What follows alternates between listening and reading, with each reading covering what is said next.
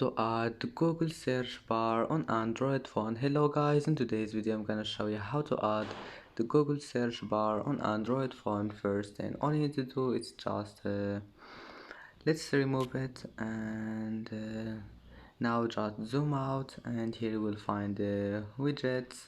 Click on it and scroll until you find Google. Here you will find Google. Click on it, and here you will find search.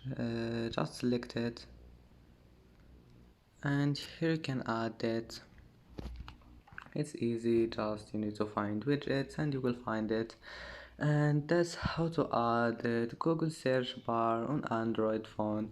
And that's it for today's video. If you like this video, don't forget like and don't forget subscribe, and thank you for watching this video until the end, and see you in the next video.